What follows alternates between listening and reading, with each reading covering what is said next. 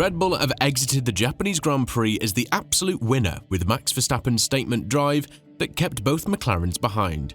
But now it seems like they won't stop anytime near soon. Although the general belief was that the RB21 will struggle throughout the entirety of the 2025 season, Red Bull now have prepared upgrades that could prove pivotal regarding the improvement of the balance of the car. Furthermore, they put a lot of hope in the technical directive from Barcelona onwards in terms of slowing down McLaren to a great extent. With this in mind, can we see the ultimate showdown between the McLarens and Verstappen? And if so, will this be the key factor to keep the four-time world champion at bay in Red Bull? There's a lot of fuss around the current performance of the Red Bull because even though the RB21 has been described as a very unpredictable car to drive, Verstappen is just 1 point away from Norris in the Drivers' Championship after 3 rounds in 2025. Now, after the win in Japan, the team is aiming to introduce upgrades that will be a continuation of what they did in Suzuka. And on top of that, the Austrian team believes that the technical directive from Barcelona onwards will affect McLaren to a greater extent than we could hope. In Suzuka, an evolution of the engine cover and a rear suspension with the aim of improving the performance of the beam wing was spotted on the RB21. Even though Tsunoda drove with a more loaded rear wing and therefore more downforce on his car, Horner is satisfied with the adaptation process so far. On the other hand, Verstappen was able to absolutely extract every single millisecond of the untamed beast called the RB21. But it seems like he'll get a much wider platform once the upgrades continue in the following period. Helmut Marko said that the team needs around 5 races in order to introduce proper upgrades to fight with McLaren, and if they wait even one more race than that, it's going to be too late. This is why Tsunoda was brought in instead of Lawson, and the pursuit of the 5th championship in the drivers' category must be understood from a very early point of the season. The team is now adamant that they won't spare any resources or parts when it comes to developing the RB21, and the fact that Verstappen won the race after the unhappiness he had with the setup goes to show that there's tons of potential to be extracted from the car with the right upgrades.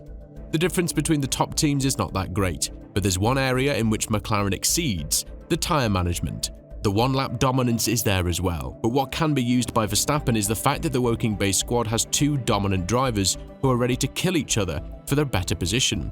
We saw it very well in Suzuka that the strategy blunders of the Papaya team have effectively helped Verstappen in his pursuit of the win, but apart from that, he needs a much stronger car that would improve its performance by 2 or 3 tenths per lap in order to be more consistent at the front. To assume that McLaren would be sitting still while Red Bull are going to work on upgrades is nonsense. But it seems like we should be waiting for the Barcelona GP and the new TD regarding the clampdown of the front wings of the car. McLaren was the team that pushed to a great extent in terms of the aero-elasticity of the car, which is why the belief is that they're going to be the team affected the most by this regulation from the FIA. On the other hand, Pierre Wache has also pointed the finger towards Ferrari when it comes to the flexibility of the front wings. And even though both teams have denied such accusations, we cannot be 100% sure until the regulations kick in.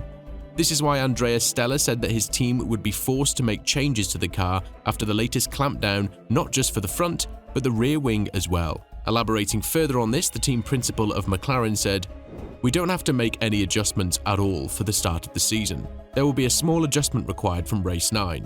I know it's become a big talking point, but in terms of what makes us busy and what gives us headaches, actually there are completely different topics which have much more to do with gaining those tenths of a second you refer to that I might have made look simple." This is why McLaren have also committed to an aggressive upgrade plan over 2025. And when continuing on this for the current season, the team boss Zach Brown has gone on to say, "The team is not saying, let's just tweak a little here and a little there. The car's pretty good. We've got some stuff on the 2025's car that's like a brave risk. I think you only get to the front if you try and beat everyone, as opposed to the mindset when we started in 2024, which was like, let's just be as good as them. The mind shift is now, let's beat everyone."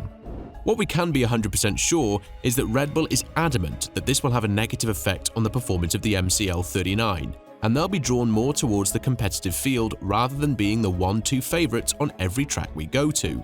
If we're to remember correctly, the Austrian team started the 2024 season in such strong manner, but once the upgrades started to arrive from Miami onwards, it was evident that we'll have a proper fight in both championships.